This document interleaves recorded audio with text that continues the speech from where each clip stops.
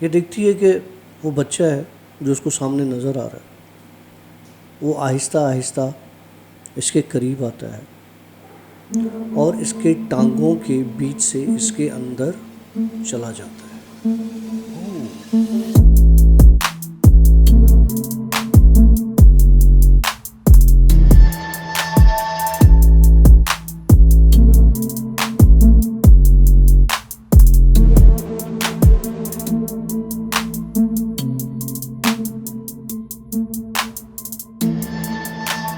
Alright friends, assalamualaikum. Welcome to yet another The भूत show. The भूत show की एक और स्टोरी के साथ मैं हूं आशी। हमारे साथ मौजूद हैं डॉक्टर काशिफ सर। अस्सलाम वालेकुम। वालेकुम अस्सलाम। कैसे मिजाज सर? अल्हम्दुलिल्लाह सर। आज डॉक्टर साहब से बड़ी दिनों के बाद फुर्सत से कचहरी हुई। हाँ, खुल के बात हुई। खुल के कचहरी हुई है। क्या है कि बारिशों का मौसम चल रहा है और ठीक ठाक बारिशें चल रही हैं। हाँ। कहते हैं कि 22 से 25 साल पुराना रिकॉर्ड टूट चुका है।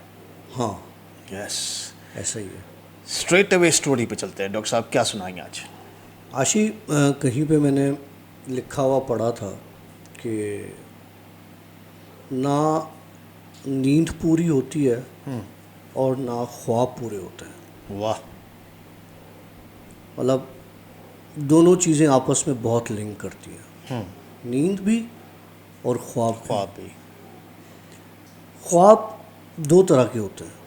एक ख्वाब होता है जो इंसान सोते हुए देखता है, और जो सोते हुए इंसान ख्वाब देखता है वो इंसान के अपने हाथ में नहीं होता। उस ख्वाब में इंसान काफ़ी जगहें, काफ़ी चीज़ें एक्सप्लोर करता है। उस जो सोते हुए ख्वाब होता है उसमें फैंटेसी होती है। वो एक ऐसी दुनिया होती है कि आप बैठे हो लेकिन आप सो रहे हो लेकिन दिमाग आपको चांद पर ले जाएगा, जो कि ऐसा होता नहीं है। एक ख्वाब वो होता है जो इंसान खुली आंखों से देखता है। खुली आंखों से ख्वाब क्या होता है? खुली आंखों से ख्वाब ये होता है, सपोज़ मुझे कुछ करना है, मैंने एक ख्वाब देखा है, मेरी एक सोच है कि मुझे ये आगे करना है। जैसे हमारे कुछ प्रोजेक्ट्स हैं, हम उनके लिए ख्वाब देख रहे हैं। उस ख्वाब को पूरा करने के लिए हम एक प्रैक्टिकल वर्क करेंगे, तभी वो ख्वाब पूरा होगा। लेकिन वो ख्वाब जो हमें नींद में आता है, उस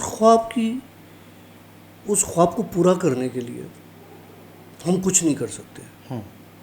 कुछ ऐसे ख्वाब होते हैं, लोगों को आते हैं, वो बहुत सच्चे ख्वाब होते हैं, और वो ख्वाब जब कोई देखता है और वो चीज़ जब हो जाती है तो वो ये कहता है कि यार ये तो मैंने ख्वाब देखा था और ये पूरा हो गया। और वो एक बड़ी एक चीज़ होती है उसके बिल्कुल। लिए। ख्वाब कहाँ से आते हैं? ख्वाब क्यों आते हैं इंसान को? ऐसे ख्वाब जो आपको रियल ज़िंदगी में अपने आप से नफ़रत करवाए। ऐसे ख्वाब जो आप नींद में देखो और जब जागो तो वो ख्वाब जो है आपके लिए सिवाय एक अजियत के और कुछ भी ना हो। एक बंदी थी, उसे ख्वाब में एक बच्चा नज़र आता था। बच्चा इस तरह का हुआ करता था कि वो रंग बदलता था, उसकी स्किन इस तरह की नहीं होती थी। वो कभी ब्लू कलर का होता था, कभी पर्पल कलर का होता था, कभी सफ़ेद होता था। उसके चेहरे पे कोई नैन नक्श नहीं होते थे, उसके चेहरे पे और कुछ नहीं होता था। ना आँखें होती थी, ना नाक होता था, ना कान होते थे, ना बाल होते थे, ना मुंह होता था, कुछ नहीं होता था। एक सिर्फ एक चेहरा होता था जिस पे और कुछ नहीं होता था। वो बच्चा उसके ख्वाब में आता था। स्टार्ट कहती है कि मुझे उस ख्वाब से हुआ जब मैंने उस बच्चे को ख्वाब में देखा पहली बार। जब मैंने देखा तो मैं डर के मारे उठ के बैठ गई कि यार ये तो मैंने क्या देख लिया। मतलब लेकिन उस रात मुझे पूरी रात नींद नहीं आई वो ख्वाब देखने के बाद। खैर मैंने बहुत कुछ पढ़ा और मैंने कहा कि यार शैतानी ख्वाब होगा, ठीक है। दूसरी रात हुई, दूसरी रात मैंने वही बच्चा दोबारा ख्वाब में देखा ओके। और फिर दोबारा मैं चीखें मार के उठ गई। अब जब मैं उठी तो मैंने अपनी वालदा को बताया कि माँ, मैं 2 रातों से ये ख्वाब देख रही हूँ और एक बच्चा है, वो अलग अलग उसकी चमड़ी का कलर है, उसके चेहरे पे कुछ भी नहीं है छोटा सा, हाथ छोटे से, जिस तरह से एक बच्चा होता है 10-12 साल का, उस तरह का बच्चा है। माँ बोलती है कि तुम बहुत ज़्यादा सोचती हो, अपने मुस्तकबिल को लेके सोचती हो, अपने जो है वो कामों को लेके सोचती हो, और घर का जो माहौल है उसके बारे में सोचती हो, तो कहीं ना कहीं तुम्हारे दिमाग पे वो इम्पेक्ट पड़ा हुआ है, उस वजह से तुम्हें इस तरह के ख्वाब आ रहे हैं। माँ उसको कन्विंस करती है और ये हो जाती है। उस रात इसको कोई ख्वाब नहीं आता। चौथी रात फिर दोबारा उसको उसी तरह का ख्वाब आता है। जब उसको ख्वाब आता है तो ये अब की बार डरती नहीं है। एक होता है ना बंदा डर के उठ जाता है, ये उठती नहीं है और इसका ख्वाब आहिस्ता आहिस्ता बढ़ रहा होता है। ये देखती है कि वो बच्चा है जो उसको सामने नज़र आ रहा है, वो आहिस्ता आहिस्ता इसके करीब आता है और इसके टांगों के बीच से इसके अंदर चला जाता है। अब जब ये नींद से जागती है तो इसको शदीद दर्द होता है। ये बेड से उठती है तो ये कहती है कि मैं चल फिर नहीं सकती, मेरे पाँव नहीं उठ रहे होते, और ऐसी अजियत होती है मेरे साथ कि जैसे मेरे अंदर, मेरे प्राइवेट पार्ट से मेरे अंदर कोई चीज़ गई हो, ऐसी जिसने मेरे अंदर को चीर दिया हो पूरा। खैर, तकलीफ़ में माँ को बताती है, माँ ऑब्वियस परेशान हो जाती है। फिर माँ कहती है कि देखो बेटा, ये ख्वाब था, ख्वाब में तुम्हारे दिमाग पे असर डाल दिया है, इसी वजह से तुम वो दर्द फील कर रही हो, वो तकलीफ़ फील कर रही हो, ऐसा कुछ नहीं है। कहती है माँ, मैंने अपनी आँखों से देखा है और मुझे वो दर्द का एहसास हुआ है। माँ कहती है कुछ नहीं है, तुम ऐसे ही बस डरती रहती हो। ये चौथी रात ये होता है। और 5वीं रात मेरे जिस्म के अंदर काशू भाई ऐसा फील होता है कि मेरे पाँव के नाखून से मेरे सर तक कोई चीज़ अंदर ही अंदर मेरे, जिस तरह से ये उंगलियां हैं, हाथ हैं, फिक्स हो रही है, एडजस्ट हो रही है, उसकी लेंथ बढ़ के मेरे हिसाब से, जैसे मेरे सर से लेके पाँव तक मेरी बिल्ड का, मेरे साइज़ का, मेरे जो है बॉडी के शेप का मेरे अंदर कोई समा गया है और बड़ा हो रहा है, स्ट्रेच हो रहा है। ये मैं ख्वाब में देख रही हूँ। कल मैं डर के उठ के बैठ जाती हूँ, वज़ू करती हूँ, मैं तहज्जुद पढ़ती हूँ। कहती है डॉक्टर काशिफ, उसके बाद जब मैं तहज्जुद पढ़ के उठती हूँ तो मुझे एक बहुत बड़ी वोमिट होती है। जब मैं वोमिट करने जाती हूँ तो वोमिट एपिसोड्स में होती है ना, बंदा उल्टी कर रहा है तो झटके से आती है, फिर एक गर्ड होता है, फिर आती है, फिर एक गर्ड, रिफ्लक्स आता है। तो वो रिफ्लक्स डॉक्टर काशिफ मुझे आता रहा इस तरह से, और जब भी वो रिफ्लक्स आता तो उस रिफ्लक्स का कलर डिफरेंट होता। जो मैंने उस बच्चे के कलर देखे थे, ब्लू, पर्पल, वाइट, इस तरह का रिफ्लक्स मुझे उल्टी के साथ, वोमिट के साथ मेरा निकला। तो मैंने अपनी माँ को बुलाया, आवाज़ दिया, माँ उठ के परेशानी में आ गई। लेकिन मैं कह रही थी कि देखो मेरे साथ कोई मसला हुआ है, ये उल्टी का कलर देखो। तो माँ कहती है कि मैंने सिंक में वो देखा तो उल्टी माँ को काली नज़र आई। अच्छा। तो माँ कहती है कि तुम्हारा दिमाग जो है ना वो बहुत ज़्यादा चल गया है, तुमने काली उल्टी की है, अब मुझे ये डर है, ये काली उल्टी तुमने की क्यों है? तो कहती है माँ तुझे कलर नज़र नहीं आ रहा? बोला नहीं, ये तो काली उल्टी है। तू चल। माँ उसको साफ़ वाफ करके पानी वानी पिला के उस पर आयतुल कुर्सी और जो माँ पढ़ सकती है वो पढ़ के इसको अपने पास सुला देती है। जब ये सोती है तो कहती है मेरी माँ ने मुझे सुबह बताया कि मेरे दांत तेज़ तेज़ नींद में बज रहे थे, मेरे हाथ पांव नींद में बिल्कुल मुड़ गए थे, अकड़ गए थे, लेकिन मैं अपने मुंह से कोई आवाज़ नहीं निकाल पा रही थी। तो मेरी माँ ने नींद में मुझ पर आयतें पढ़ना शुरू की। मैं नींद में थी।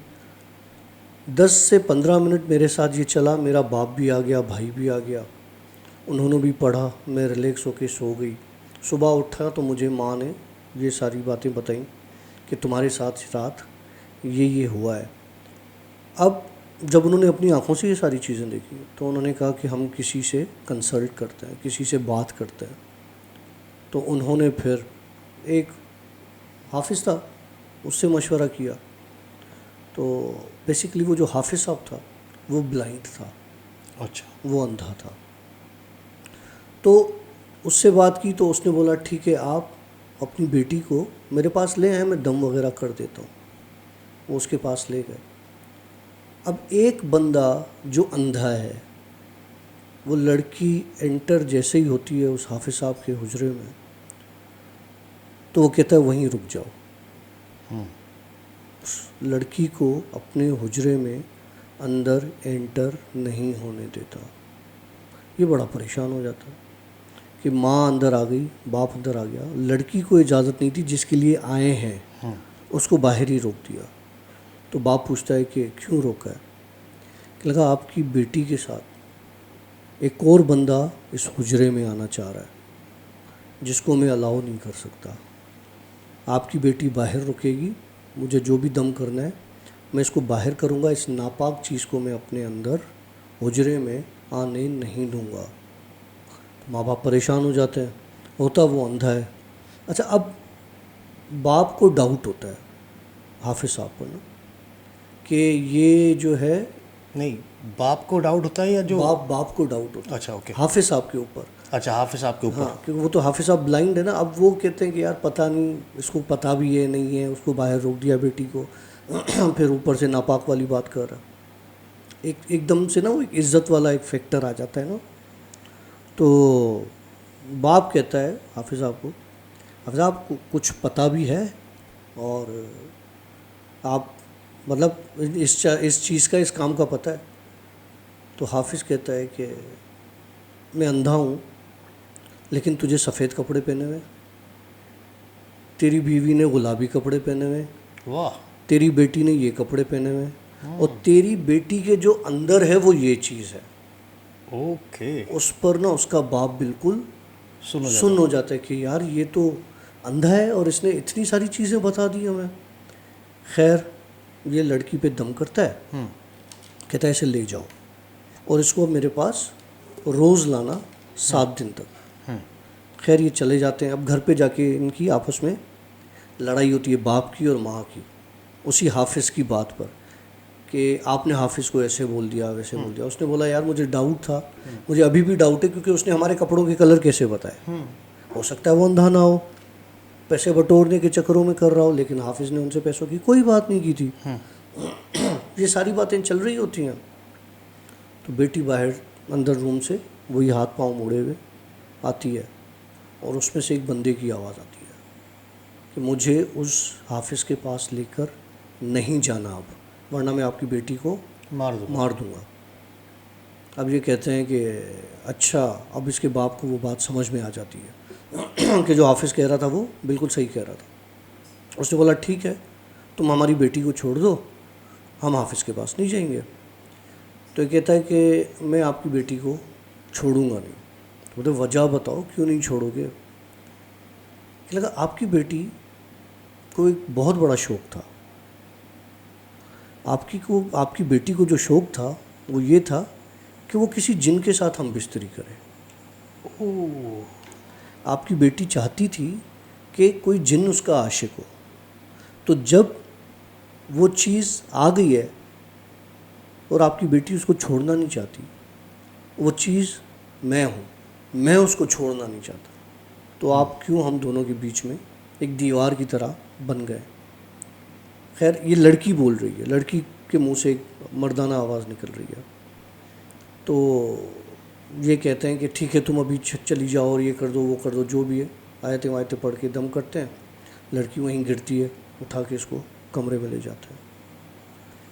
दूसरे दिन लड़की को हाफिज़ के पास लेकर नहीं जाते, हाफिज़ को ले आते हैं उधर, क्योंकि वो कहता है कि मुझे हाफिज़ के पास लेकर नहीं जाना। तो ये क्या करते हैं कि हाफिज़ हाफिज़ को इधर ले आते हैं, ओके। क्योंकि इनके पास एक बहाना मिल जाता है। वो कहता है कि भाई जब हाफिज़ पढ़ाई करनी शुरू होता है तो वो फिर उसके अंदर एक हाज़िरी हो जाती है। जब हाज़िरी होती है तो कहता है मैंने तुम्हें बोला था, बोलता है कि भाई तुमने बोला था हाफिज़ के पास नहीं लेके जाना, ये थोड़ी बोला था कि हाफिज़ को नहीं लाना, हाफिज़ को तो हम ले आए हैं। हाफिज़ कहता है कि आपकी बेटी 2 दिन के अंदर मर जाएगी। इसका बाप कहता है हाफिज़ को उठ जा, हम किसी और को देख लेंगे भाई। तो तुझे क्यों बुलाया जब 2 दिन में मर जाएगी? कि लगा किसी को भी ले आओ, आपकी बेटी नहीं बचेगी। ये उसको हाफिज़ को हदिया दे के कुछ रकम दे के और रवाना कर देते हैं, बोले जाओ छोड़ के आओ। हाफिज़ चला जाता है। हाफिज़ जाते जाते बोलता है कि मैं लिख के दे रहा हूँ कि 2 दिन है इस लड़की के पास, 2 दिन में अगर ये लड़की सही हो गई तो ठीक है, नहीं तो ये लड़की मर जाएगी। उसके बाद क्या होता है? ये कहानी कहाँ से शुरू हुई है? ये कहानी शुरू हुई है हमारी जिन स्टोरी से। वो लड़की हमारी फॉलोवर है। उसके बाद वो लड़की बात करती है अपनी माँ से कि मैं बहुत तकलीफ़ में हूँ, खुदा के वास्ते कोई आमिल देख लो, अगर नहीं मिलता कोई आमिल तो एक बंदा बता रही हूँ, उससे कांटेक्ट करो। उसकी माँ ने मुझे फ़ोन किया, इंस्टा पर पहले मैसेजेस आए, मैंने उसको नंबर दिया, उसकी माँ ने मुझे कॉल की, बेटा खुदा का वास्ता है और मेरी बेटी के साथ ये मसला है और मेरी बेटी की जान बचाओ। मैंने कहा ना मैं आमिल हूँ, ना मैं आपको कुछ करके दे सकता हूँ। हाँ, जब ये कराची का किस्सा सुना रहा हूँ, जब ये चीज़ हो तो मुझे बता दीजिए। बोला हमारे पास टाइम नहीं है, 2 दिन है। एक हाफिज़ आए थे, उन्होंने 2 दिन का बोला है और 2 दिन में हमारी बेटी जो है वो, उसने बोला मर जाएगी। जब उसने बोला ना कि 2 दिन में हमारी बेटी मर जाएगी, एक अंदर से होता है यार, एक माँ रोते हुए आपको एक रिक्वेस्ट करती है। मैंने कहा अच्छा ठीक है, आप मुझे बताएं एड्रेस, मैं आपके पास आ जाऊँगा। तो उन्होंने मुझे एक एड्रेस दिया डिफेंस का, कराची साइड का। मैं वहाँ गया, उन्होंने मुझे दरवाज़ा खोला, तो लड़की बिल्कुल सही थी, बिल्कुल नॉर्मल थी। वो आए, उनका एक ड्राइंग रूम था, वहाँ बिठाया, चाय वाय आई, तो लड़की आके सामने बैठी मेरे, और माँ बैठी, उसका भाई बैठा, बाप बैठा। तो लड़की ने मुझसे कहा कि क्यों आए हो? बताया किसने? लड़की ने। अब लड़की ने मुझे कहा कि क्यों आए हो। अब मैं उसकी शक्ल देख रहा हूँ, क्योंकि उस वक्त जो सवाल कर रहा था वो उसके अंदर जो मौजूद था वो कर रहा था, वो लड़की नहीं थी, लेकिन आवाज़ लड़की की थी। मैंने कहा क्यों आया हूँ? मैं इसलिए आया हूँ कि मुझे तुमने बुलवाया है। कि लगा मैंने नहीं बुलवाया, ये तो इस लड़की ने बुलवाया है। कहती है डॉक्टर काशिफ उसके बाद क्या हुआ? आप आए थे जब, मुझे नहीं होश कि आपने क्या किया, ठीक है, लेकिन मुझे एक बात पता है, जिस रात आप आए थे और आपने कहा था कि ये 2 दिन के बाद नहीं मरेगी, अगर कुदरती मर गई तो ठीक है, लेकिन 2 दिन के बाद ये नहीं मरेगी इस वजह से। उसके बाद आपने कुछ दिया मेरे वालिदैन को या कुछ, क्या बात हुई मुझे नहीं पता, और मैं बताना भी नहीं चाहता कि मैंने क्या बात की थी या क्या हुआ था। उस रात वो चीज़ जिस तरह मेरे अंदर एंटर हुई थी, बड़ी खामोशी से उसी तरह मेरे अंदर से, उसी जगह से बाहर निकली मेरा हाथ पकड़ा और मुझे कहने लगा कि अगर मेरे साथ चलना चाहती हो तो तुम्हारी रज़ा है, अभी भी तुम चल सकती हो, लेकिन जिस बंदे को तुमने बुलाया था उस बंदे को हमारे बड़े कभी मना नहीं कर सकते। अब उसने बोल दिया है तो मैं जा रहा हूँ, लेकिन मैं फिर वापस आऊँगा। ओके। ठीक है। लेकिन डॉक्टर काशिफ आप चले गए, सारे मामला ठीक हो गए, सब हो गए, मैं नॉर्मल हो गई, सब काम चलता रहा। एक हफ्ते के बाद वो बच्चा मुझे फिर ख्वाब में नज़र आया। तो जब वो बच्चा मुझे ख्वाब में नज़र आया तो मैं उठ के बैठ गई डर के मारे कि ये दोबारा मेरे साथ ये अजियत होने वाली है। तो मैंने फिर अपनी माँ को बताया कि वो बच्चा फिर आया। तो मेरी माँ ने सीधा सीधा, जैसे खाली कमरा होता है ना, वो तो वहाँ मौजूद था, वहाँ बोला कि अगर तुम्हें मेरी बेटी से शादी करनी है, निकाह करना है, तो हम तुम्हारा करवाते हैं, ओके। लेकिन इस तरह से उसको अजियत और तकलीफ़ नहीं दो। शर्त यह है, तुम्हें ये पसंद है, तुम इंसान बन सकते हो, इंसान की शक्ल में आ सकते हो, तो तुम्हारी शादी करवा देंगे, नहीं तो फिर तुम इसको हमेशा के लिए छोड़ दोगे, ये हमारी शर्त है। बोला वो बात हुई। उसके बाद मुझे नहीं पता मेरी वालदा ने आपको कॉल की नहीं की, क्या बात हुई, लेकिन उसके बाद मेरे साथ कोई वाक़या नहीं हुआ और माशाल्लाह मैं बिल्कुल सेट हूँ। अब मैं कहती हूँ, मैं समझती हूँ करने वाली अल्लाह की ज़ात है, लेकिन वसीले ज़राए अल्लाह निकालता है। तो मुझे ये लगता है कि अगर वो चला गया तो आपकी वजह से गया।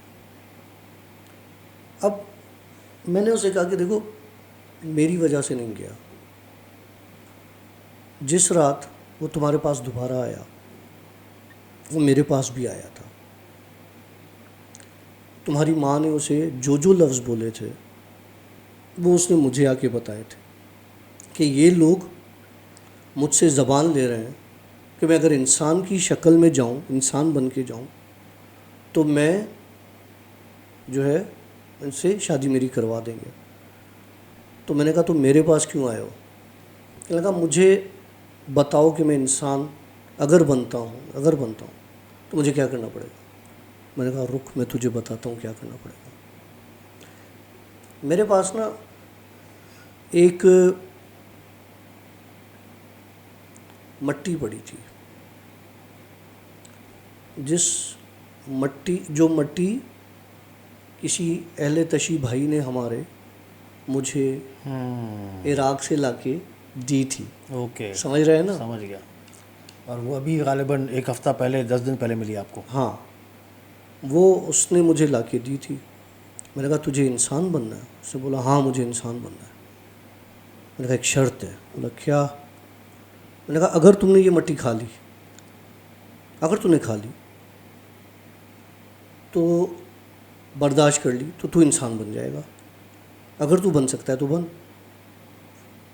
अब वो थोड़ी देर रुक गया, अब वो उस मट्टी के करीब ना आ सके। मैंने कहा चल मैं तुझे अपने हाथों से खिलाता हूँ, तू खा और इंसान बन जा। उसके दिमाग पे वो लड़की सवार थी। इश्क ना इंसान का हो, जिन का हो, जानवर का हो, इश्क साला मरवा देता है। मतलब अगर मैं कहूँ ना कि मुझे किसी चीज़ से इश्क है, साला मैं डेफिनेटली मर गया। क्योंकि फिर मुझे जो भी बोलेगा ना उसको हासिल करने के लिए मेरे दिमाग में होगी यार पॉसिबल है, मजनू नहीं था, साला मर गया पागल होके ना। तो वो जिन उस वक्त समझो मजनू बन गया था। उसने बोला खिलाओ। उसने जब मुंह खोला ना तो उसके अंदर आग के शोले थे, उसके मुंह के अंदर एक, और आग थी ब्लू कलर की। मैंने वो मट्टी का ज़र्रा, पूरी भी नहीं, यूँ ज़र्रा उठाया, यकीन कर मेरे हाथ पे तपिश फील हो रही थी जब मैंने उसके मुंह पर रखा, वो रेज़ा रेज़ा होके गिरा और गायब हो गया, ख़त्म हो गया।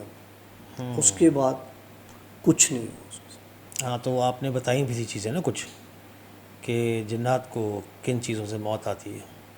उसमें मिट्टी थी, पानी था, शहद थी, और पानी भी बारिश का पानी, बारिश पहली का बारिश का। आज ज़िक्र चला है ख्वाब का, तो मैं ख्वाब के हिसाब से ही जो भी रिसेंटली मेरे साथ हुआ, रिसेंटली डॉक्टर साहब वाली बात के कुछ ख्वाब होते हैं जो आप सोते हुए देखते हैं, और कुछ ख्वाब होते हैं जो आप जागती आंखों से देखते हैं। तो मेरे साथ जागती आंखों वाला ख्वाब वाला सीन हुआ था, और सीन हुआ था कि ग़ालिबन जो हमारे पुराने जिन स्टोरीज़ के जो वीडियोस देख रहे हैं या आशी डेली व्लॉग्स देख रहे हैं हमारे, तो आपने देखा होगा कि मेरे पास डॉग्स हैं काफ़ी ना। तो उसमें से हमारे जो 2 फादर मदर जो डॉग हैं, उनके हुए 7 बच्चे, 7 में से 5 मर गए, बाकी बचे 2। अब 2 के बड़ी अच्छी हम स्पेशल प्रिकॉशंस लेते हुए उसका संभाल कर रहे हैं हम लोग। अब हुआ यूँ कि वैक्सीनेशंस करवानी थी उनकी, हमने उनकी वैक्सीनेशन करवाई। वैक्सीनेशन करवाते के साथ मेरा एक डॉग बड़ा सीवियर जो है ना वो बीमार पड़ गया। अब वो सीवियर जब बीमार हुआ, उसको खून की उल्टियाँ आने लगी और मोशंस भी इसको खून वाले आने लगे, जिसको डॉक्टर ने डायग्नोस किया कि इसको पार्वो वायरस है। जो डॉग लवर्स हैं उनको शायद इसके बारे में ज़्यादा पता होगा। अब उस पार्वो वायरस के लिए हम लोगों ने इसका ट्रीटमेंट स्टार्ट करना शुरू किया। वायरस का कोई ट्रीटमेंट नहीं है, लेकिन उसकी प्रिकॉशंस हैं और सिम्टोमेटिक ट्रीटमेंट, बेस्ट वर्ड। तो सिस्टमेटिक सिम्टोमेटिक उसके सिम्टम्स को बेसिकली ट्रीट किया, जैसे लूज मोशंस हो रहे थे, वोमिटिंग्स हो रही थी, तो उनको ट्रीट किया हम लोगों ने। अच्छा, उसके बाद क्या हुआ कि उसको हम तकरीबन कोई 4 दिन से, अच्छा वो डॉग, मेरा एक दोस्त यूके से आया हुआ है, उसने कहा कि यार मेरे बच्चों को जो है बहुत शौक़ है डॉग्स का, तो वो एक बच्चा यार मुझे कुछ दिन के लिए दे दे, 1 महीने के लिए। मैंने कहा ओके, ले जाओ, कोई मसला नहीं। और मुझे पता है कि वो बड़ा अच्छा ख्याल रखने वाला है ना, तो मैंने उसको वो दिया डॉग। अच्छा, बीमार वो उसके घर पर हुआ, ठीक है।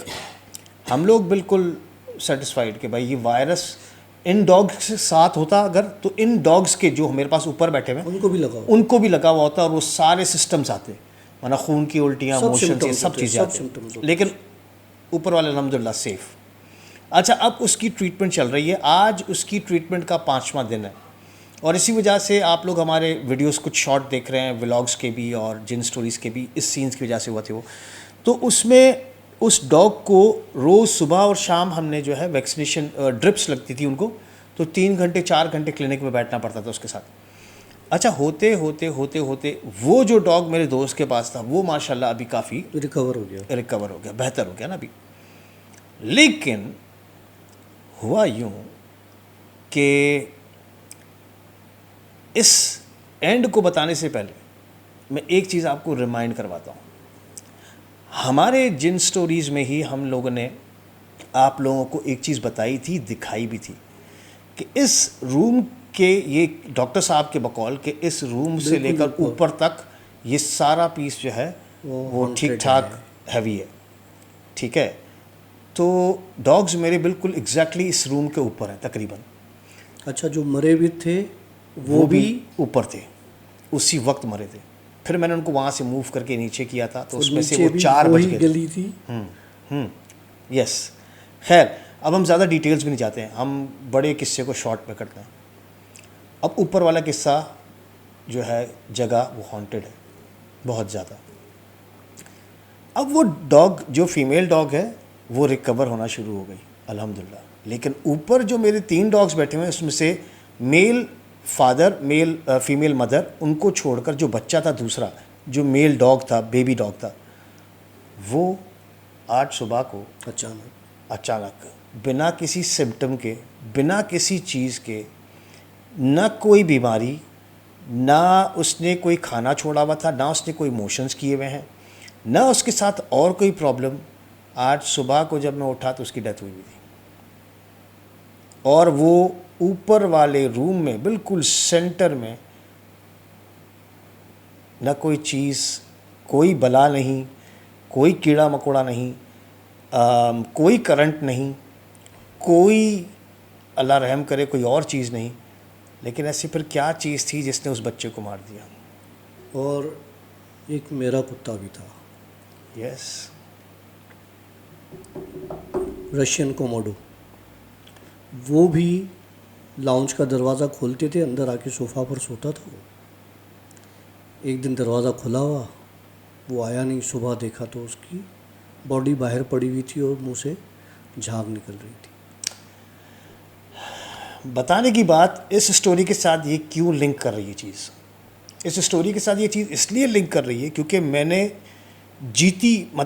जागती आँख से मैंने ये ख्वाब देखा था कि वो जो फीमेल डॉग है जो दोस्त के पास है, जिनको मैं इनके साथ नहीं रख रहा हूँ क्योंकि इसका वायरस उनको भी लग सकता है, वो मेरे दोस्त के पास है। मैंने मैं बैठा हुआ हूँ और मैं अपनी आँखों से देख रहा हूँ, एक फ़िल्म मेरी आँखों के सामने चल रही है कि ये मेरी डॉग, जो फीमेल डॉग है ये बच जाएगी, लेकिन जो मेल डॉग है वो मेरी आंखों के सामने मर रहा है, मैं देख रहा हूँ और मैं कुछ कर नहीं पा रहा। ऐसे नहीं जैसे मेरे ऊपर एक सत्ता तारी हो, सत्ता तारी हो। और मैं देख रहा हूँ कि मेरे सामने वो तड़प रही है और उसी ही रूम में उसी जगह पर मरी पड़ी है। मैंने ये अपनी आंखों से देखा है, और उसके बाद वही किस्सा हुआ आज। कोई कुछ मसला नहीं, शायद ऊपर वाले रूम में मसला है, शायद। खैर, ये एक अलग सीन है कि मैं तकलीफ़ में हूँ क्योंकि मेरा लॉस हुआ है, और बच्चों की तरह हम उसको पाल रहे थे, संभाला हुआ था हमने उनको। लेकिन खैर ये चीज़ें होती हैं, जाने वाली चीज़ जाती है, आप कुछ नहीं कर सकते। और रही बात ये कि मैं शायद गलत हूँ, शायद मैं गलत हूँ, लेकिन जो डॉग लवर हैं उनके लिए शायद हो सकता है ये टिप हो, क्योंकि मैंने फिर इसके बाद रिसर्च करना शुरू की और पता ये चला है कि जो वैक्सीनेशन हम लोग करवाते हैं, जैसे पार्वो वायरस है, उसकी वैक्सीनेशन करवाने के बाद कुछ डॉग्स जो होते हैं वो उस चीज़ को बर्दाश्त नहीं कर पाते हैं, उस वैक्सीनेशन के डोज़ को ना, तो शायद उसकी वजह से। लेकिन खैर, मौत को बहाना चाहिए और ये हो जाती हैं किससे। हमें कुछ मैसेजेस आए थे जो कि मैं समझता हूँ कि हमें लाजमी वो मैसेजेस शामिल करने चाहिए क्योंकि वो इस ही स्टोरी से रिलेट करते हैं काफ़ी ना। हमारी एक स्टोरी थी, जिन रेप्स हर एवरी नाइट, जिन स्टोरी, हॉरर स्टोरीज, गोस्ट, भूत की कहानी, एपिसोड 19, जो कि हमारी आशी डेली व्लॉग्स पर रिलीज़ हुई थी। और उस पर एक इंडियन हमारी व्यूवर हैं जिन्होंने मैसेजेस किए हैं, और उनका नाम है हरमनदीप कौर, जिन्होंने मैसेज में ये कहा है कि सर सेम यही मेरे साथ हुआ है। मैं आज तक वो सोचती हूँ कि मैं जाग रही थी या नींद में थी, कॉज मुझे पता है कि मैं 80% जाग रही थी और 20% नींद में थी।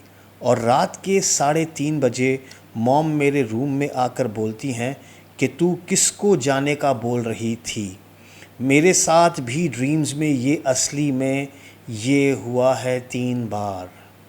और उनका एक और मैसेज है, कहती हैं कि लव फ्रॉम इंडिया, बहुत टाइम बाद अच्छी स्टोरीज सुनी हैं, लेकिन आपकी ट्रू स्टोरीज़ हैं, कॉज मैं देख सकती हूँ, कॉज मेरे साथ भी हुआ है ऐसा। जिसके साथ हुआ है सिर्फ वही जान सकता है। और भी इसके बाद इन्होंने काफ़ी मैसेजेस किए हैं। तो हरमनदीप कौर, हम आपके साथ हैं। और हरमनदीप कौर ने जो है एक हेल्प के लिए भी डिमांड की है कि अगर प्लीज़ मेरी हेल्प हो सके कोई, तो मुझे ज़रूर बताइएगा। मुझे इंस्टा पर मैसेज करें जी, तो बात करें, मैं बताऊंगा फिर क्या मसला है। हरमनदीप कौर, प्लीज़ अगर आप डॉक्टर काशिफ़ के इंस्टा अकाउंट पर अभी तक नहीं विज़िट किया, मेरे ख्याल से शायद आपको मैंने मैसेज भी किया था, इंस्टा पर kashif.akh, आप वहाँ पर जाइए, उनसे PM मैसेजेस, पर्सनल मैसेजेस कीजिएगा उनको, तो वो आपकी ज़रूर हेल्प करेंगे जो इनसे हो सका। लेकिन बहुत ही ट्रेजिक स्टोरी है, एंड आई होप कि आप इस तकलीफ़ से, अल्लाह आपको जल्द आसानी अता फरमाए। आशी, तकलीफ़ जो है ना, लाइक इंसान आपको लाजमी मिलती है, चाहे वो कोई कितना बड़ा बिजनेस टाइकून क्यों ना हो, चाहे वो कोई बिल्कुल एक गरीब गरीब बंदा आदमी, हो। बिल्कुल। आपको याद है हमारा एक बहुत अच्छा दोस्त है, एक बहुत अच्छा फॉलोअर है कराची में, जिससे हम मिले भी हैं, साकिब भाई। हाँ, यस। माशाल्लाह बहुत अच्छा बंदा है और वेल साउंड बंदा है, ठीक है।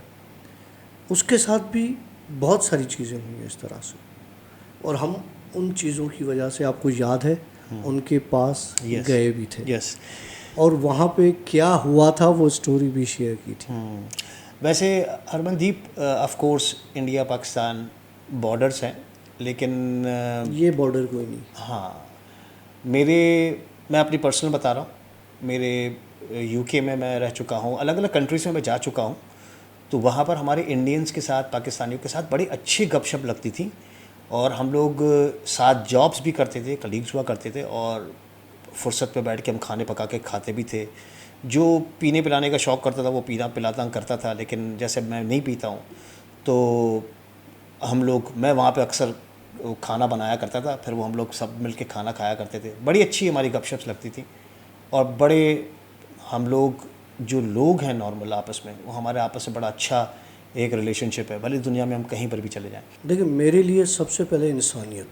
जी, मेरे लिए क्या, हम सब के लिए सबसे पहले इंसानियत, जी, बाकी चीज़ें सब बात में। जी, और कोई इंसान अगर तकलीफ़ में है, चाहे कोई भी हो, अगर हम कर सकते हैं मदद जी, और नहीं कर रहे, जी, तो मतलब उसका जवाब हमें आखिरत में देना पड़ेगा। बिल्कुल सही कह रहे हैं आप। तो ऑफ कोर्स वो कहते हैं ना कि नेकी कर दरिया में डाल, और जितना आप लोगों के लिए अच्छा करेंगे, कुदरती एक है कि साइड बाय साइड आपकी कुदरत आपकी हेल्प करती है। Sir please, no need to explain all things. आप तो ट्रू बातें बताते हो, जो उनको देख जो कुछ भी करते हैं कंटेंट के नाम पर, आप ऐसे ही स्टोरीज सुनाते रहिए। माशाल्लाह हम लोग बहुत इन्जॉय करते हैं। Love from India, Punjab. Thank you very much Harmandeep Kaur. यार, मेरे साथ एक स्टोरी जो है वो शेयर की है हमारे बेसिकली द भूत शो के वो फॉलोअर है, और फिर उसके बाद वो मुझे इंस्टा पर भी फॉलो करते हैं। उन्होंने मुझे अपनी एक स्टोरी शेयर की है, और वो स्टोरी है, उन्होंने इंस्टा पे पूरी एक शेयर की। वो बताते हैं कि जी, इनकी नानू बताती हैं कि उनके घर में कुछ अजीबो गरीब चीज़ें होना स्टार्ट हुई थी। लाइक ऐसा लगता था कि कोई आवाज़ें आ रही हैं, चूहे मरे हुए हैं वो मिल रहे हैं, और अजीबो गरीब किस्म की आवाज़ें सुनाई दे रही हैं, कोई चल रहा है, इस तरह की चीज़ें ना। तो उन्होंने फिर किसी से मालूम करवाया कि भाई ये क्या चक्कर है। खैर, वो मालूम जब इन्होंने करवाया, तब जब एक और बड़ा इंसिडेंट हुआ। बड़ा इंसिडेंट कैसे हुआ कि असद की जो वालदा हैं, वो एक बार अपने रूम में सो रही थी, तो उनको कुछ आवाज़ें सुनाई थी अजीबो गरीब किस्म की। तो वो अपने रूम से बाहर निकली, तो उन्होंने देखा कि एक औरत है, और वो 4 टांगे, बकौल उनके 4 टांगे, लेकिन मुझे जो लगता है कि उसके 2 हाथ 2 टांग होंगी, उनके बल पे उल्टी ऐसे सीढ़ियों से उतर रही है, सफ़ेद कपड़े पहने हुए, और पूरे बाल उनके चेहरे पे आए हुए। जब उन्होंने देखा उस औरत को, तो वो बेहोश होके गिर गई। ओके। जब बेहोश होके गिरी, तो दूसरे दिन उनकी वालदा ने आमिल को बुलाया। तो आमिल ने अपना सारा हिसाब लगाया, इधर उधर बताया कि जी, आपके घर में किसी ने काला जादू किया है। और काला जादू किस पर किया हुआ है? कुत्ते की हड्डियों को पीस कर उसका पाउडर बनाकर उस पर काला जादू किया हुआ है, और उसको घर में फैला दिया गया है, घर में गिरा दिया। तो कहने लगे कि हमने जी उसके बाद पूरे घर की जर्नल सफाई करवाई, लेकिन हमें कहीं से भी कोई ऐसा मार के सा निशान नहीं मिला। तो वो चीज़ें सारी सही हो गई, सेटल हो गई। उसके बाद बताते हैं कि जी, कुछ अरसे के बाद से 7 साल के बाद जो है, इनकी जो है नानू जो है, वो फिर पाकिस्तान विज़िट करने आई अपनी बेटी, मतलब इनकी खाला हुई असद की, और उसकी दूसरी बेटी के पास विज़िट करने आई। तब भी उनको उस घर में अजीबो-गरीब चीज़ें और एक्टिविटीज़ का सामना करना पड़ा। जैसे कोई चल रहा हो, किसी की आवाज़ें आ रही हों, कोई इनको आवाज़ देके बुला रहा हो, इस तरह की चीज़ें। अच्छा, ये पाकिस्तान वाले घर में भी इंसिडेंट्स हो रहे ये पाकिस्तान वाले घर में। हैं? ओके। तो हुआ ये कि जी फिर उसी आमिल को बुलाया गया। उस आमिल ने बोला कि जी आपके पास तो वही चीज़ें काला जादू वाली वही एक्टिव है। उन्होंने कुछ पढ़ा वढ़ा और फिर ये सब मामला सेट हो गए। उसके बाद असद कहता है कि मेरी पैदाइश हुई।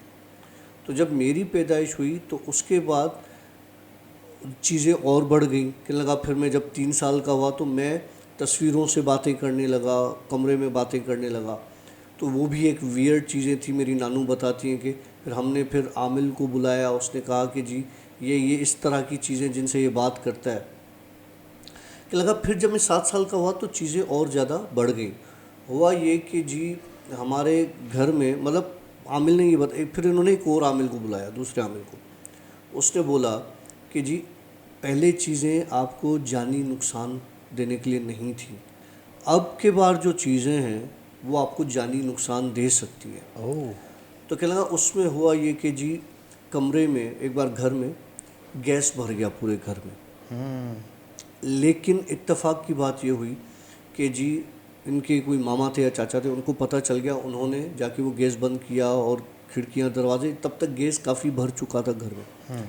फिर एक बार उनके रूम में एक में बाकायदा शॉर्ट सर्किट की वजह से फायर हो गया ना, फायर हो गई। और उसमें जो आमिल ने तावीज़ वगैरह जो सारे दिए हुए थे वो सब जल गए, सब कुछ जल गए, अच्छा। सामान जल गया। फिर आमिल ने बताया बेसिकली ये जो सब हुआ है ये इनकी कोई कज़न थी। वो जिन जो काला जादू के ज़रिए भेजे गए थे वो उस औरत पर आशिक हो गए थे, फ़िदा हो गए थे, जिसकी वजह से उनका आना जाना बहुत वहाँ पर ज़्यादा हो गया था। और उस घर में पूरी फैमिली की जगह पूरे गांव की तरह के इतने जिन्नात उस घर में मौजूद हो गए थे। फिर मजबूरी में उन्होंने उस घर को छोड़ दिया और कहीं और जाके रहने लगे। नहीं, ये कौन सी औरत की बात कर रहे हैं जिसके ऊपर वो फिदा हो गए थे जिन? इसकी खाला। खाला के ऊपर। हाँ। ओके। और फिर उसके बाद वो लोग वहाँ से मूव हो गए। फिर कहते जब दूसरे घर में आए तो वहाँ पे फिर ऐसा कुछ नहीं हुआ। फिर पढ़ाइयाँ वढ़ाइयाँ करवाई तो वो भी सारी चीज़ें सेटल हो गई। ओके। मतलब ये चीज़ें वही बात हो गई जो लास्ट हम स्टोरीज में बात कर चुके हैं कि ये चीज़ें सिर्फ उस घर तक महदूद नहीं होती, वो आपके साथ भी जुड़ हाँ, जाती हाँ। हैं। मैं आपको एक मज़े का किस्सा सुनाता हूँ अभी मेरे कंपनी का। आप मेरे उसको सुपरवाइज़र को जानते हो ना, जो मेरे मेस के और ये सारी हाँ हाँ चीज़ें हाँ। देखता जी है, जी जी। चश्मा लगाता है जी ना, जी जी। उसकी भांजी का किस्सा है। और याद है मैंने ये किस्सा पहले भी शेयर किया था कि वो बाहर झाड़ियों में कचरा फेंकने गई थी। यस। और उस पर एक औरत जिन आ गई थी जिसने कहा था कि मैं इसको ज़िंदा नहीं छोड़ूंगी, मैं इसको मार दूंगी। वो लड़की बिल्कुल ठीक हो गई थी। अच्छा, अचानक उस लड़की मतलब उसने मुझे बात की कि जब मैंने ये सारा चीज़ें उसको बताई थी, पढ़ाई वढ़ाई और ये वो सारी, तो वो बिल्कुल ठीक हो गई थी। अचानक कह रहा है डॉक्टर साहब 2 हफ्ते पहले उसकी आंखें चली गई, बिल्कुल ब्लाइंड। ब्लाइंड हो गई। और बाकायदा एक औरत की आवाज़ आती है उसके अंदर से कि मैं इसको अब छोड़ूंगी नहीं, मैं इसको अंधा कर दूंगी।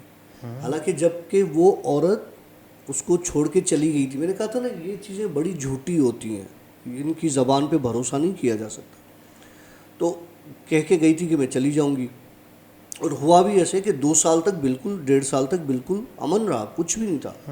अचानक 2-3 हफ्ते पहले उसकी आंखें बिल्कुल चली गई। मतलब अचानक उठी है और नज़र कुछ नहीं आ रहा। ऐसी कोई डिजीज़ तो है नहीं।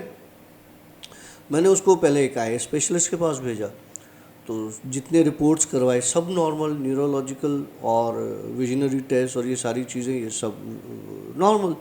अब जब सब टेस्ट नॉर्मल तो इन्होंने कहा कि उसके अंदर से आवाज़ आती है, एक औरत आती है, कहने लगी मैं इसको अंधा कर दूंगी, मार दूंगी, क्योंकि इसने जो कचरा फेंका था वो मेरे बच्चों के ऊपर फेंका था और उसको, मेरे बच्चों को नुकसान हुआ है, मैं इसको नहीं छोड़ूंगी। अब मैं परेशान हो गया। मैंने कहा यार ये तो मामला गड़बड़ है। मतलब मैंने इतना किया उसके बाद भी क्या लगा डॉक्टर साहब। उसके बाद हुआ ये है, 3 दिन पहले का किस्सा बता रहा है कि रेंडमली गांव में, हमारे गांव में रहते हैं, गांव में हमारे एक बंदा गुज़र रहा था, तो उसको, गांव का ही बंदा था, गुज़र रहा था, तो उसने हमसे पूछा कि भाई खैर तो है, वो मैंने ये बात सुनी है। तो कहने लगे हाँ ये मसला है। कहने लगा अच्छा वो बच्ची कहाँ है, बच्ची ले आओ। बोला उधर ही खड़े खड़े। बोला हम बच्ची ले आए। उसने उस बच्ची पे कुछ पढ़ के दम किया और एक दरगाह का नाम बताया, वो आगे कहीं दरगाह, बोला वहाँ चले जाओ, वहाँ दरगाह पे एक दिन रुको या कुछ इस तरह से, वहाँ से होके और फिर बस वापस आ जाओ। कहने लगा वो उसको वहाँ दम करवा के उस दरगाह पे ले गए। दरगाह से जब सुबह हुई उठे तो बच्ची को सब नज़र आ रहा था। अब वो वापस गांव आ गए तो बच्ची को अभी तक नज़र आ रहा है और कोई ऐसी औरत की आवाज़ नहीं है। अब मुझे ये समझ में नहीं आता कि उसने दम किया, दरगाह पर भेजा, तो वो जो औरत उसके साथ लगी हुई है वो कहाँ गई? असूलन या तो वो वहाँ पे दम की वजह से उसको छोड़ के चली गई, या दरगाह पे गई तो वहाँ पे किसी अल्लाह के वली ने उसको बांध दिया अपने पास, या तो वो छुप गई है फिर कि से अटैक करने के लिए दोबारा आएगी। जब उसने बोला ना उसकी आंखें ठीक हो गई हैं, तो मुझे अजीब सी ये कैफियत हुई कि यार ऐसा बहुत मुश्किल है, ऐसा होता नहीं है, लेकिन चलो हो गया है तो ये बड़ी अच्छी बात है। Very good. यार अभी तक तो वो उसका, आजकल तुम्हारे पास भी बर्तन बहुत गिरते, तो उसके जो है वो ये सारा इशू, फिर उसने कहा कि अभी अल्लाह का शुक्र है अभी एक दिन हुआ है तो उसको सब नज़र आ रहा है। अब उस चीज़ को मैं देख रहा हूँ, मॉनिटर कर रहा हूँ कि वो चीज़ कितने दिन तक ऐसे सही रहती है।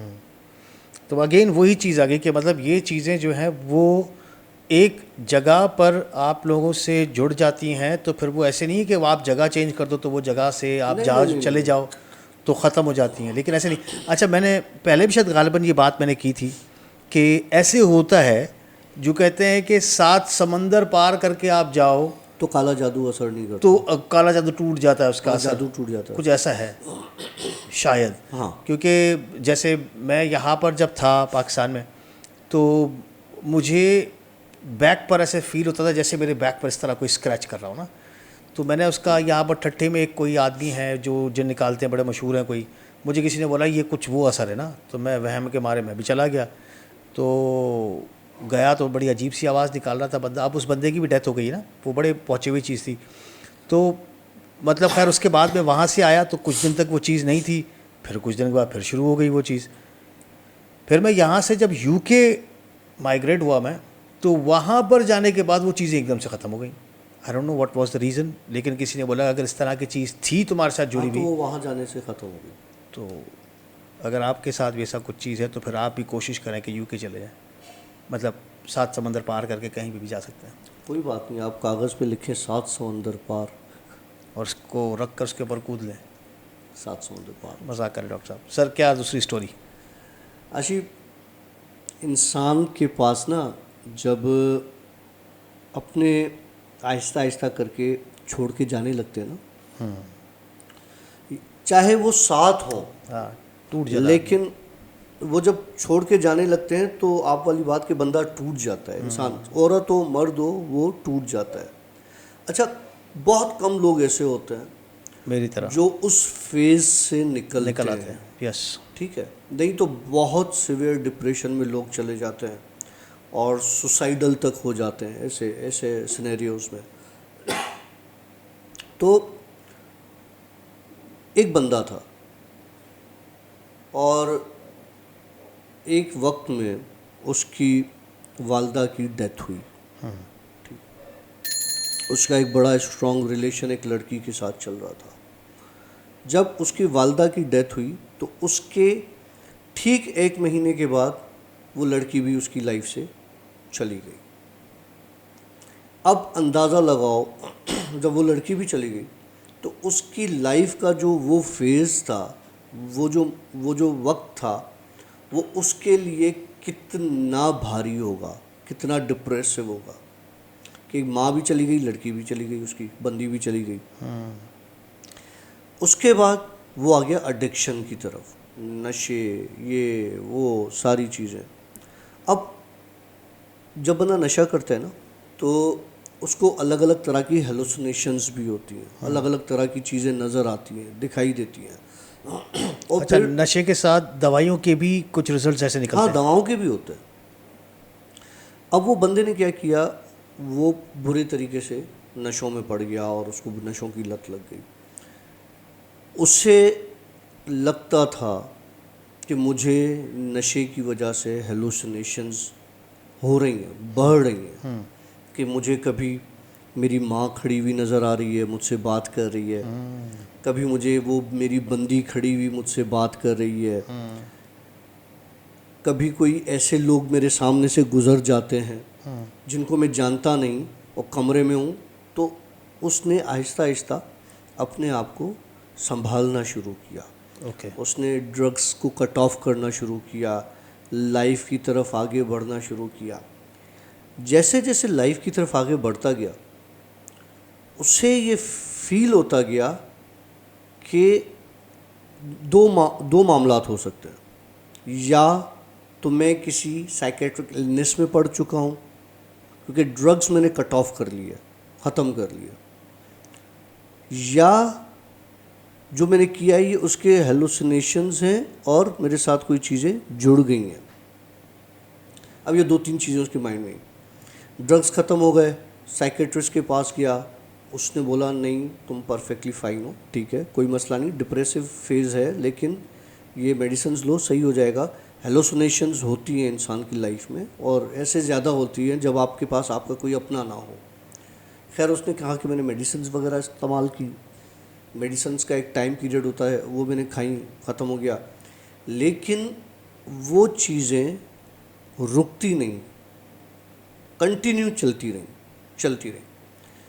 एक वक्त ऐसा आया कि मैं बैठा होता था और मैं बिल्कुल अकेला बैठता था, मैं किताब खोल के पढ़ता था, मैं कुछ लिखता था, मेरे बराबर में मुझे फ़ील होता था कि कोई आके बैठा है।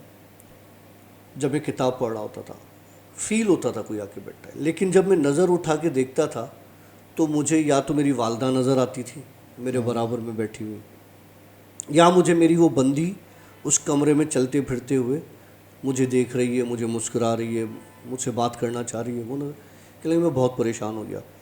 फिर मैं गया एक आमिल के पास और मैंने आमिल से कहा कि यार ये चीज़ें मेरी लाइफ में हुई हैं, इस तरीके से सारा मामला हुआ है। आमिल ने कहा अच्छा चलो बैठो, जो उनका एक तरीका होता है उस तरीके से उसने सारी चीज़ों को किया। अच्छा फिर उसकी तरफ देखा, फिर वो अपनी पढ़ाई वो जो होती है वो किया, फिर उसकी तरफ देखा कि लगा यार मेरे भाई ये ना आपको कोई दिमागी बीमारी है, ना आपकी सोच है, ये चीज़ें आपके साथ जुड़ गई हैं। अब ये आपके साथ रहेंगी, आपको इनके साथ रहना है। तो कहने लगा कि मुझे समझ में नहीं आता कि मेरे साथ ये चीज़ें कैसे जुड़ी हैं। कहने लगा एक फेज़ था जब तुम्हारी माँ का इंतकाल हो गया, तुमने रोना पीटना ये वो सारी चीज़ें, तो उसका करीन तुम्हारे साथ जुड़ गया। अब वो तुम्हें नहीं छोड़ सकता। फिर तुम्हारी बंदी, उसका करीन तुम्हारे साथ जुड़ गया। अच्छा, माँ की तो डेथ हो गई माँ की डेथ हो गई और लड़की की डेथ हो गई, लड़की की भी डेथ हो गई, तो उन दोनों के करीन्स के साथ मिल गए। अब उन करीन की वजह से, क्योंकि अब और चीज़ें भी इसके पास अट्रैक्ट होके आने लगी, इसके करीब आने लगी। पहले इसके साथ वो मामला था, होता था, लेकिन इतनी सिवियरिटी के साथ नहीं होता था, लेकिन बाद में फिर आहिस्ता आहिस्ता वो बढ़ गया और बढ़ते बढ़ते बढ़ते वो इतना सिवियर हो गया मामला, इतना सिवियर हो गया कि सारा चरखा ही घूम गया उसका ना।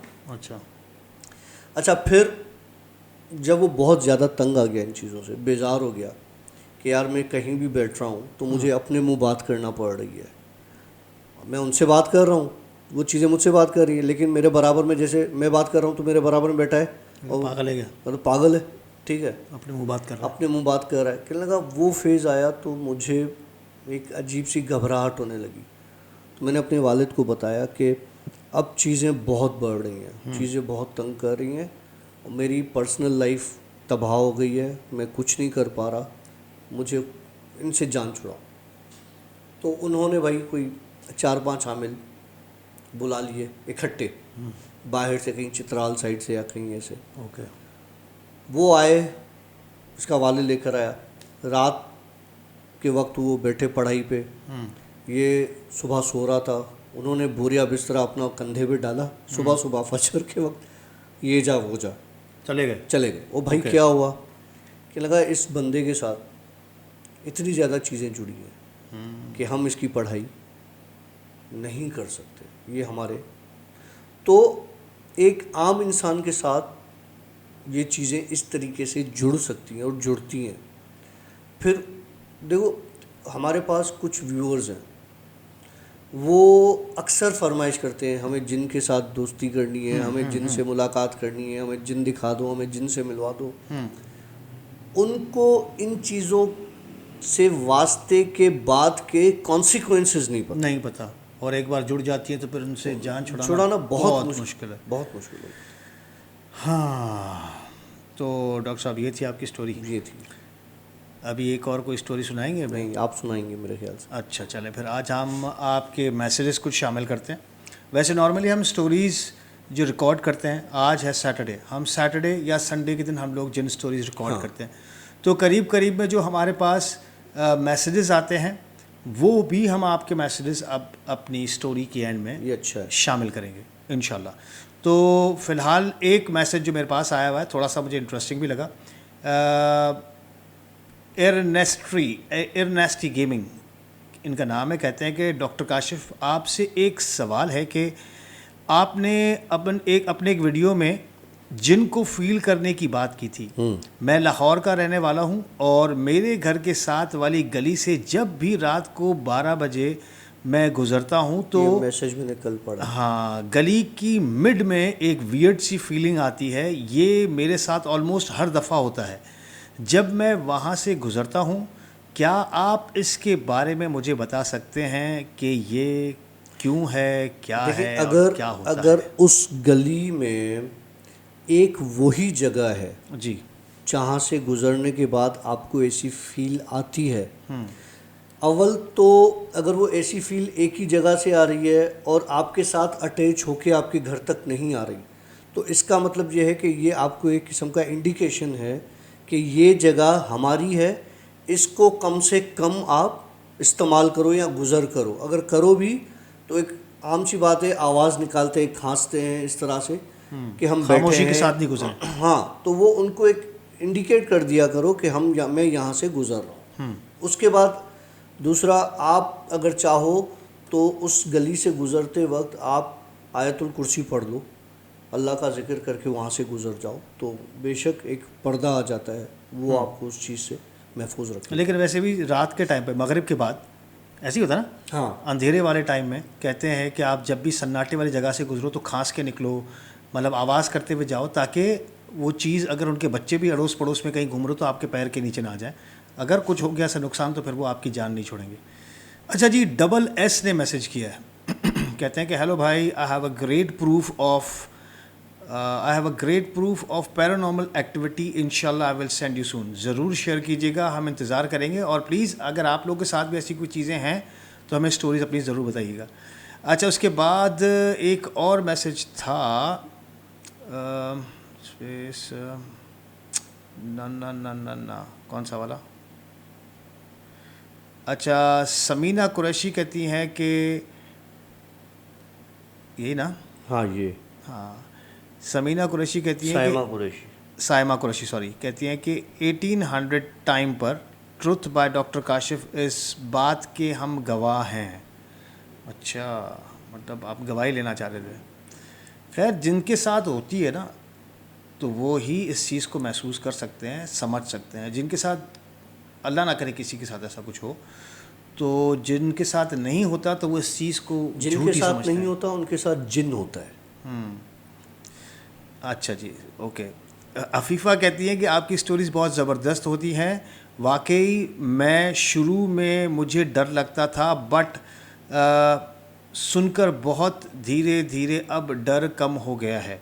वैसे भी जिन लोगों को डर महसूस होता है, ये फार्मूला मैं ख़ुद कर चुका हूँ, या वोमिट की तरह फील होता है, तबीयत ख़राब होती है, तो वो मुंह में कुछ च्यू कर लिया करें, च्युइंगम खा लें, टॉफ़ीज़ वगैरह खा लें, तो उससे आपका ये जो ब्लड प्रेशर लो होता है ना वो नहीं होगा इंशाल्लाह।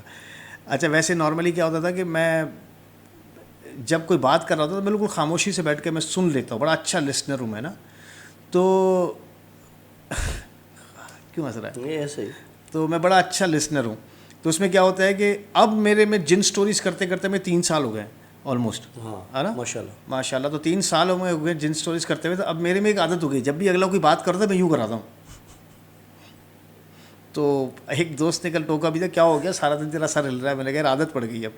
अच्छा, ये जो थोड़े से आपको सराउंड में आवाज़ें सुनने में आ रही है, ये आज हमारे पास हमारे मेहमान हैं, जो हमारे घर के पेरेंट्स हैं, ये उनकी आवाज़ें हैं।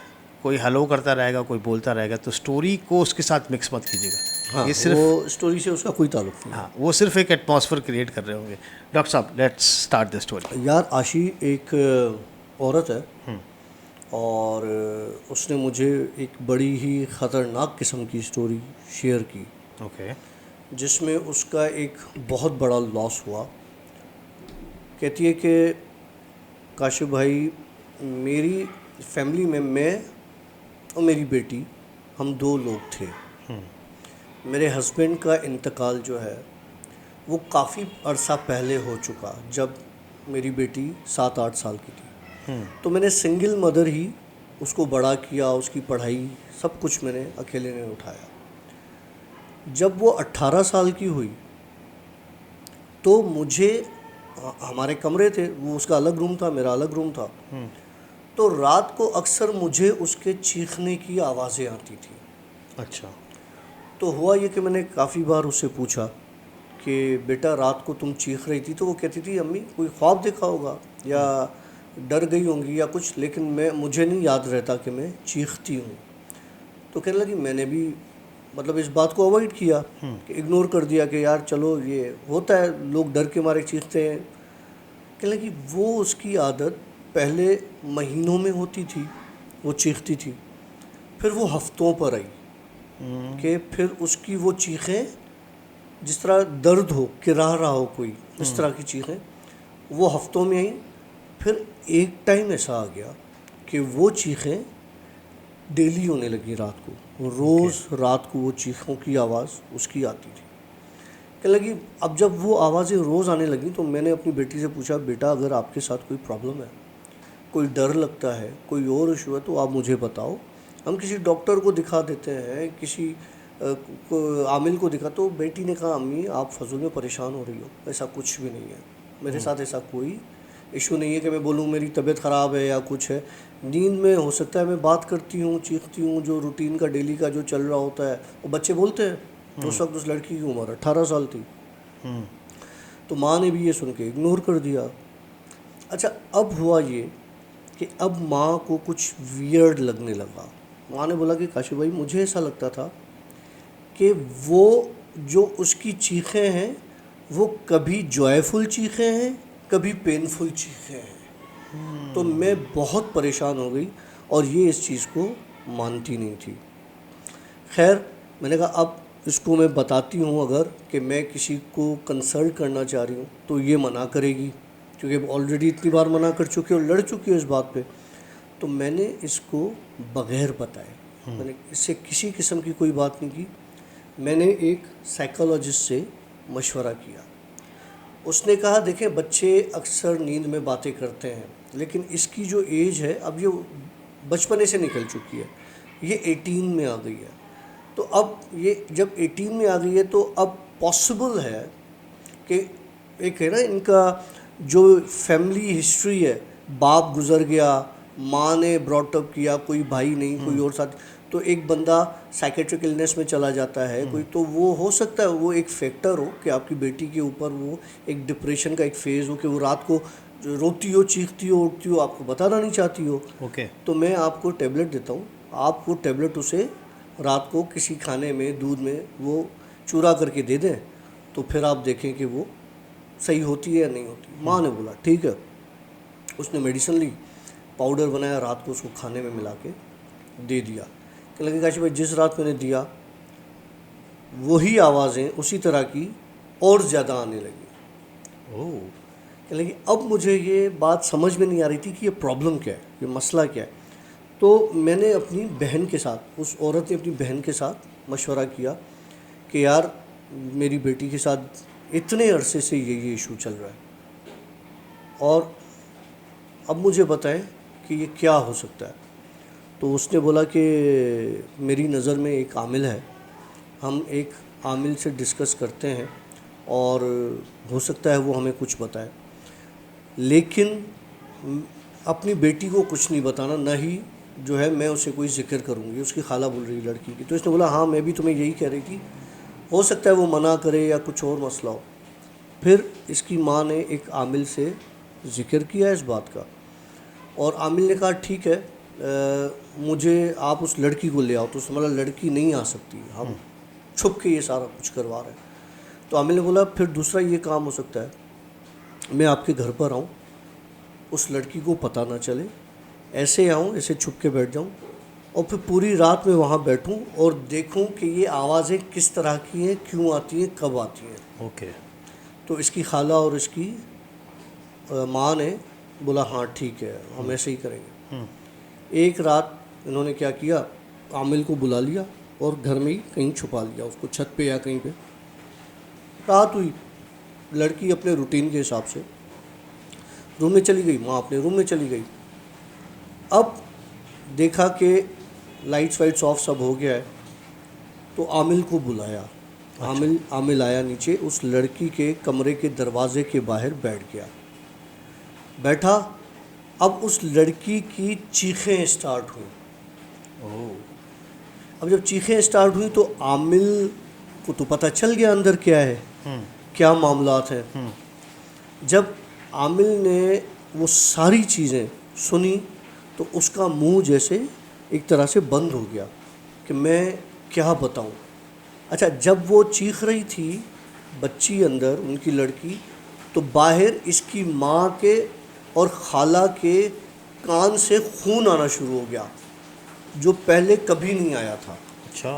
उस रात को खून आना शुरू हो गया। अब जनाब जब खून आया तो ये डर गई और आमिल भी वहाँ से भाग निकला। खैर चीखें हुई, सुबह हुई, सब कुछ नॉर्मल हुआ। लड़की सुबह निकली, नहा वहा के, बाल गीले, आते ही माँ को बोला कि तुमने रात को आमिल को क्यों बुलाया था। अब माँ परेशान कि आमिल को, इसको कैसे पता चला, ये तो कमरे में थी, दरवाज़ा बंद था। कहने लगी नहीं, आमिल को क्यों बुलाया। कहने लगी कि तुझे कैसे पता कि रात आमिल आया था। बोला मुझे कब आया था, कैसे आया था, सब पता है।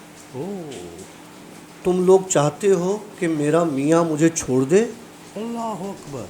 तुम लोग चाहते हो कि मेरा मियाँ मुझे मार दे या तुझे मार दे, तो ये हरकत करना, आइंदा नहीं बुलाना किसी को। तो माँ के पैरों के नीचे से ज़मीन निकल गई कि तुम बकवास क्या कर रही हो, कौन सा मियाँ, कोई आता जाता है घर में, किससे शादी कर ली।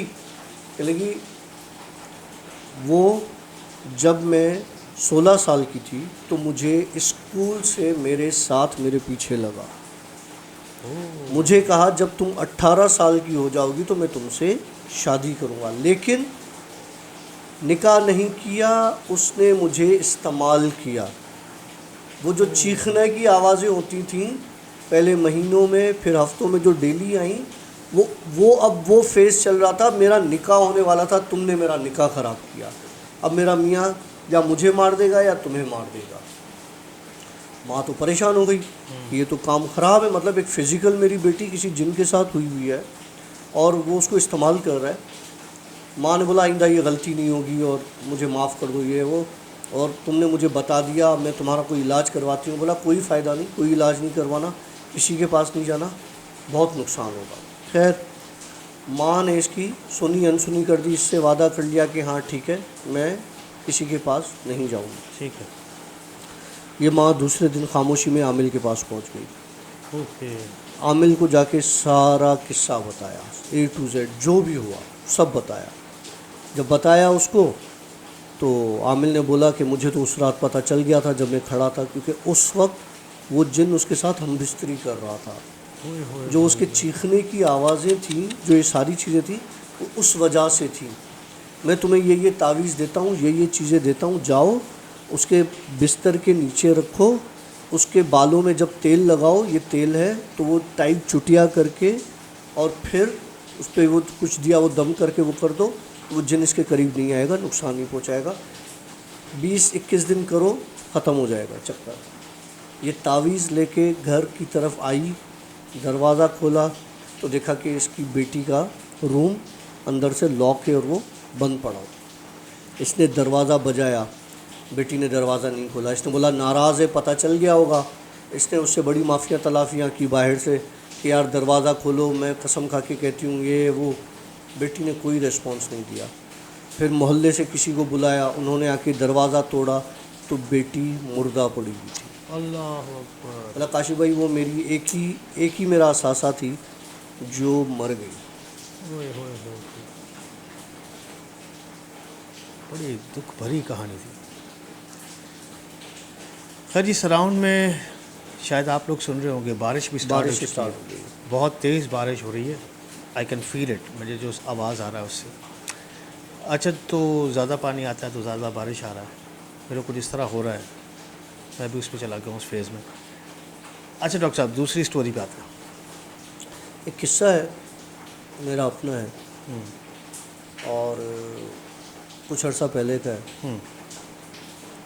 मैं कहीं जा रहा था, वो रात का वक्त था और मैंने ड्राइव के लिए गाड़ी निकाली कि कहीं से कुछ खा पी के आ जाता हूँ। मैं निकला और गाड़ी चला के मुझे एक दोस्त की कॉल आई कि यार काशिफ, तुम अगर बाहर निकले हुए हो तो मेरी तरफ से होते हुए जाना। मैंने कहा क्यों, क्या हुआ? खैर? क्या लगा यार बस अजीब सी तबीयत हो रही है मेरी, घबराहट सी हो रही है, तो अकेला बैठा हूँ, कोशिश करो अगर मेरे पास आ जाओ तो बैठ के गपशप कर लेंगे, चाय वाय पी लेंगे, तो फिर उसके बाद मेरी तबीयत भी बहल जाएगी। या हो सकता है मेरी तबीयत ख़राब है तो आके चेक भी कर लो, या हॉस्पिटल की ज़रूरत है तो वहाँ चले। मैंने कहा अच्छा ठीक है, तुम रुको और मैं तुम्हारे पास आता हूँ। तो चला गया उसके पास। अब जब उसके अपार्टमेंट के पास पहुँचा, उसके अपार्टमेंट में चौकीदार खड़ा हुआ था सीढ़ियों के पास। एक तो होता है ना बाहर मेन गेट पे, सीढ़ियों के पास खड़ा हुआ था। मुझे कहने लगा कि कहाँ जाना है? मैंने कहा मैं यार उसके पास फ्लैट नंबर ये है और मैं वहाँ जा रहा हूँ। कहने लगा कि नहीं यार अभी आप नहीं जा सकते हो। मैंने कहा भाई मेरा दोस्त है, मेरी फ़ोन पे बात हुई है और मुझे जाना है, तुम कह रहे हो नहीं जा सकते, मैं तुम्हारी फ़ोन पे बात करवा देता हूँ। कहने लगा जो भी करूँ मैं आपको अभी वहाँ जाने नहीं दूँगा। मैंने कहा यार ये बड़ी अजीब ज़बरदस्ती है। मैंने फ़ोन निकाला, दोस्त को कॉल की, दोस्त ने बोला हाँ क्या हुआ? मैंने कहा यार ये तुम्हारा चौकीदार खड़ा हुआ है नीचे और ये मुझे तुम्हारे पास ऊपर आने नहीं दे रहा। वो उसने माँ बहन की गालियाँ शुरू कर दी और ये दिमाग ख़राब है, ये मेरी सीढ़ियों पे खड़ा हुआ क्यों है और तुम्हें क्यों रोक रहा है? वो ये उतर के आ गया तो कहने लगा आजा यार आजा। मैंने कहा भाई इसको तो समझाओ, ये जो तुम्हारा चौकीदार खड़ा हुआ है। कहने लगा कौन सा चौकीदार? मैंने उसकी तरफ देखा, फिर इधर देखा तो उसने हंसना शुरू कर दिया। मैं समझ गया कि ये सीन कुछ और है, ये चौकीदार वाला सीन नहीं है, ये सीन कुछ और। ये मुझे रोक रहा है तो कोई वजह है। मैंने कहा यार एक काम कर, वो चौकीदार तो शायद तेरा चला गया, तू काम कर हम गाड़ी में ही बाहर चलते, तुझे ताज़ी हवा भी खिला देता हूँ, बाहर से ही चाय वाय पी लेते। और मैं समझ गया कि इसके घर पे मुझे नहीं जाना। उसने बोला अच्छा रुक। वो गया ऊपर, लॉक वॉक करके आ गया, गाड़ी में बैठा। कहला ऊपर क्यों नहीं आया? फिर मैंने उसको किस्सा बताया। मैंने कहा ये इस तरीके से मुझे रोका गया। कि लगा यार एक बात बताऊं, रोज़ मेरे दरवाज़े पे बेल होती है रात को 2 से 3 बजे। अच्छा। मैं दरवाज़ा खोलता हूँ और मुझे एक ही आवाज़ आती है, विस्पर होती है एक किस्म की, और मुझे आवाज़ आती है कि तू मरने वाला है। मैंने कहा यार अल्लाह रहम करे, बहरहाल ज़िंदगी मौत देने वाली अल्लाह की ज़ात है। कि लगा यार मैंने सदका वदका भी दिया है, मैं बड़ा परेशान हूँ, इसलिए मेरी घबराहट और ये सारी चीज़ें। मैंने कहा चल फिर तेरा चेकअप करवा लेते हैं। मैं उसको हॉस्पिटल ले गया, उसके चेकअप वेकअप करवाया, सब नॉर्मल था, ECG इधर उधर। मैंने कहा सब सेट है भाई, तू नॉर्मल चल चाय पीते। फिर हम गए चाय वाय पिए। चाय पीने लगा तो वहाँ पे उसने मुझे एक और किस्सा बताया। बोला यार मुझसे गलती हुई है। अब वो आहिस्ता आहिस्ता खुल रहा है। मैंने कहा क्या गलती हुई है? लगा यार वो गलती ये हुई है कि मेरे घर में एक बिल्ली आ गई। मैंने खिड़की खुली हुई छोड़ी थी और कहीं से बिल्ली आ गई और मैंने उस बिल्ली को भगाया, लेकिन वो उस घर से जा नहीं रही थी। तो मैंने कहा क्या किया? बोला उसने फिर वो खिड़की से, मैंने उसको जब इशारा किया तो खिड़की से फलांगी वो, तो वो चली गई। मैंने कहा तेरा फ्लैट है 4थी मंजिल पे, बिल्ली कहाँ से आई तुम्हारे फ्लैट के अंदर? यस। और फिर खिड़की से वो फलांग के 4थे फ्लोर से फलांग के कहाँ गई? क्या लगा यही मसला है, जब उस खिड़की से वो फलांगी तो वो ज़मीन पे जाती ना, वो ज़मीन पे नीचे एक चीज़ ऐसे जैसे ऊपर हवा की तरफ, ऊपर आसमान में चली गई। अच्छा। मैंने कहा तूने उसको कैसे भगाया था? क्या लगा यार सच बताऊँ मैं डर गया था, मेरी डंडी पड़ी हुई थी, मैंने उसे डंडी मारी। पहले वो भागने से डंडी मारी, डंडी मारने से मैंने कहा कभी भी बिल्ली को मारा नहीं जाता। अच्छा। बिल्ली को कभी भी नहीं, अगर बिल्ली को आपने उठा के भगाना भी है ना, रुई होती है ना, रुई, रुई से मार सकते हो आप, कभी भी नहीं मार सकते बिल्ली को, ठीक है? ना डंडी, ना लकड़ी, ना पत्थर, कभी भी नहीं मारना। रुई होती है ना, सिर्फ उससे आप या इशारा करो या मारो, रुई, उससे ज़्यादा नहीं, ठीक है? वो क्यों? पाक जानवर है, अच्छा। नबी करीम सल्लल्लाहु अलैहि वसल्लम का पसंदीदा जानवर है, जिन्नात का पसंदीदा जानवर है और ख़ुद जिन्नात भी हो सकता है। अच्छा। तो उसने बोला मुझे ये सीन लग रहा है। मैंने कहा मामा अब तो फिर तुम्हारे साथ कोई बड़ा मसला लग रहा है। बोला यार घर चल, मुझे डर लग रहा है, तो घर चल। मैं उसको फिर उसके घर चला, सारा किस्सा पता चल गया, पहले तो नहीं था पता। अब मैं उसके घर चला गया। घर गया तो उसके दीवार पे छोटे बिल्ली के पैरों के निशान ऐसे आए हुए थे कि लगा यार ये उस दिन की ही है। मैंने कहा अच्छा। फिर मैंने उसको बैठ के कुछ पढ़ा वड़ा कुछ दिया, उसी तरीके से वो बिल्ली उसी खिड़की से आई। जब वो आई ना, मैंने कहा देख आ गई बिल्ली, तो वो इधर उधर देखने लगा, बोला कहाँ है बिल्ली? अब मैं समझ गया कि अब ये इसको नज़र नहीं आने वाली ओके। और इसका कोई और ही हल है। जब वो बिल्ली सामने आई तो मैंने उससे कहा, मैंने कहा भाई तुम जो भी हो, जैसे भी हो, औरत हो, मर्द हो, जिन्न हो, जो भी हो, तो मेरे सामने आ जाओ, मुझे अपना मसला बताओ और जान छुड़ाओ।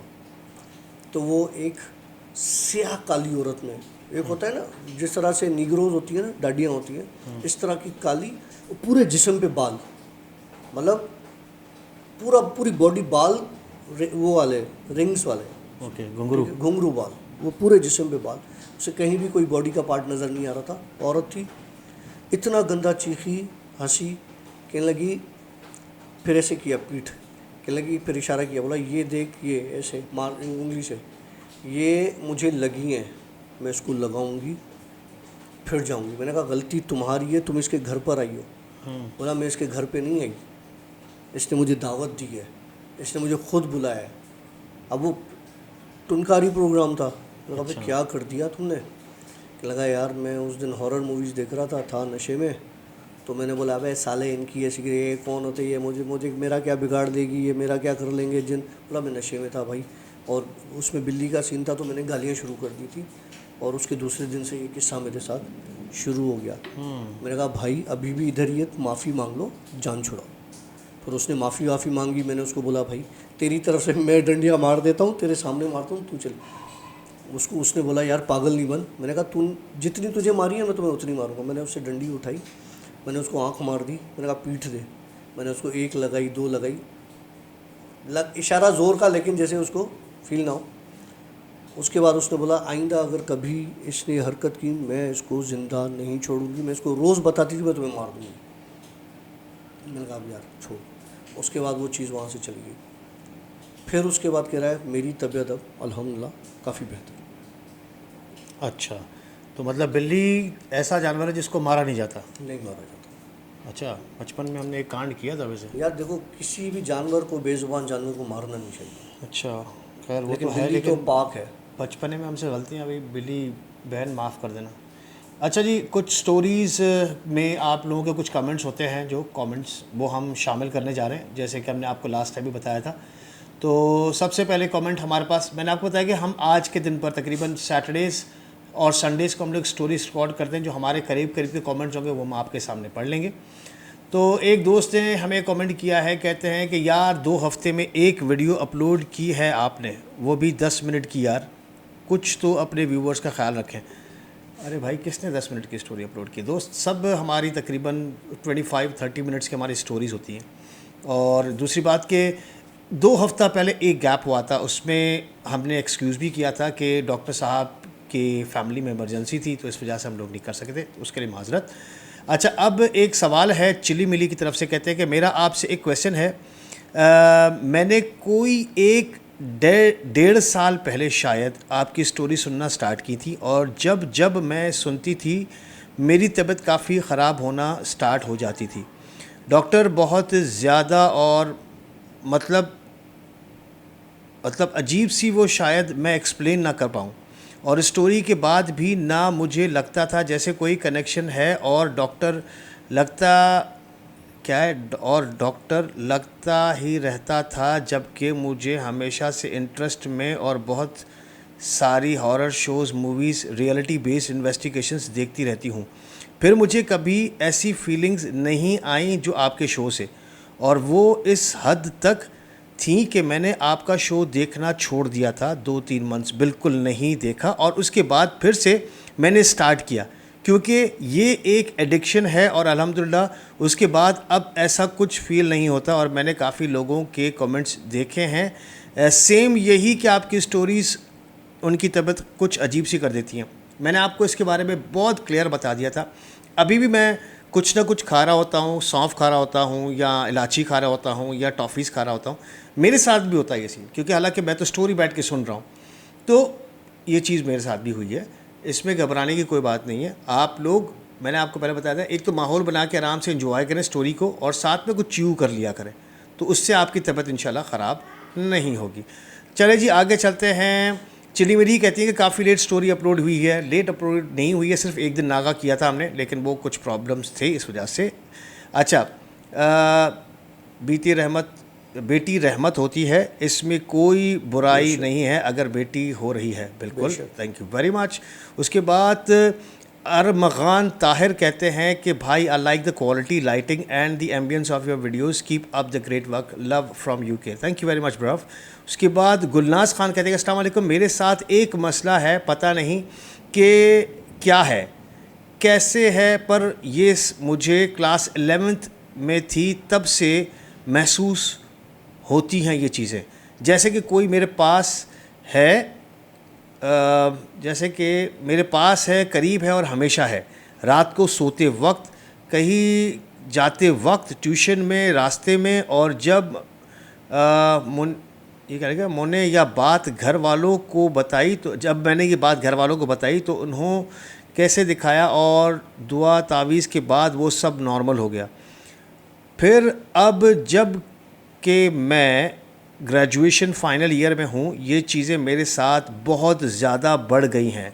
मुझे फ़ील होता है कि कोई गंदे तरीके से कुछ टच कर रहा है, और एक बहुत खूबसूरत मासूम बच्चा दिखता है आंख बंद में, सोने में, या ऐसा। और एक बहुत खूबसूरत लम्हा हट्टा कट्टा लंबा हट्टा कट्टा आदमी जो मेरे पास रहता और बहुत प्यार से देखता, और मैं बात करते हुए सोने के बाद ऐसा मुझे फ़ील होता है कि और उसके बाद नमाज, यार ये थोड़ा सा कमेंट उर्दू थोड़ा सा अजीब सा है। उसके बाद दिखता है नहीं कुछ, और मैं मेरे पास रहता और बहुत प्यार से देखता, और मैं बात करते सोने के बाद ऐसा मुझे फ़ील होता है, और उसके बाद नमाज, दुआ, तावीज़ के बाद ये सब कम है, पर एहसास होता है कि वो है, बहुत करीब है। और मेरी सेहत बहुत ख़राब रहती है, ख़ासकर मेंस्ट्रुएशन में बहुत तकलीफ़, और अब ये और बढ़ गई है। नहीं, ये जानना चाहती हूँ कि क्यों और कैसे, ये मैं क्या ये है। जानना चाहती हूँ कि क्यों है, कैसे है, क्या है।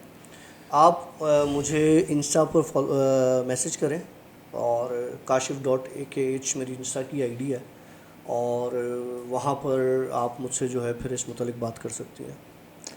अच्छा, almost I have searched all YouTube for this type of videos and I get it, and I am watching and subscribe you from the best lockdown time and my family enjoying doctor and you love from India. Grow more. Thank you very much, bro. उसके बाद love from India. Thank you very much. Oh, अच्छा, ये हमारे पास जो message आया था, ये आया था जोसिया खरात का। उसके बाद स्टडी विथ अमित सर कहते हैं कि लव फ्रॉम इंडिया। उसके बाद ana.m है हमारे साथ, कहते हैं कि ओए ये क्या आखिरी वाली स्टोरी तेरी थी ना।